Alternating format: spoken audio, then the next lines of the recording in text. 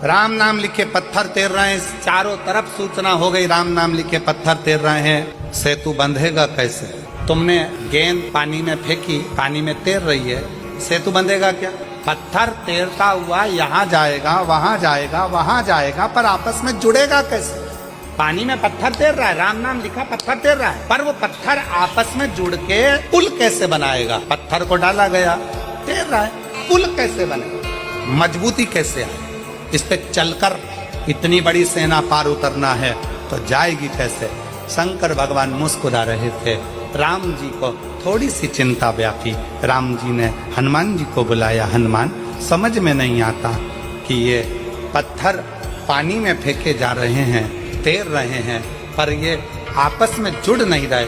कोई वहां जा रहा, कोई वहां जा रहा, कोई वहां जा रहा, कोई वहां जा रहा, एक जैसे जुड़ नहीं पा रहे हैं। तब हनुमान जी ने राम जी की बात सुनी और हनुमान जी अपना ध्यान लगाकर शिव जी के शिवलिंग की मुद्रा का स्मरण कर कर हनुमान जी कुछ देर के लिए गए। भगवान शंकर के शिवलिंग की मुद्रा का स्मरण कर कर हनुमान जी कुछ देर बैठ गए और हनुमान जी बैठकर शंकर भगवान से पूछने लगे, आप आज्ञा दो कि इन पत्थरों को जोड़ा कैसे जाए।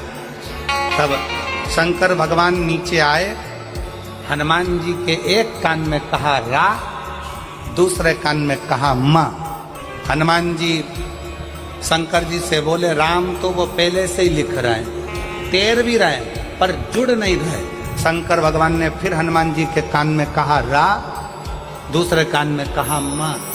हनुमान जी को समझ में नहीं आया। फिर हनुमान जी ने कहा, राम तो पहले से लिख रहे हैं, पत्थर छोड़ रहे हैं, पर वो जुड़ नहीं रहे, पुल नहीं बन रहा। कोई पत्थर इधर जा रहा, कोई पत्थर उधर जा रहा, पुल कैसे बनाए? शंकर जी ने फिर कहा रा, फिर कहा माँ। अब हनुमान जी को समझ में आ गया और हनुमान जी पहुंच गए नल नील के पास। जितने भी पत्थर आएंगे सबसे पहले मेरे पास आएंगे, नल नील के बाद में जाएंगे।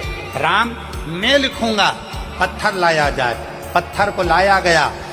हनुमान जी ने एक पत्थर पर लिखा रा, कहा ले जाओ समुद्र में डाल दो।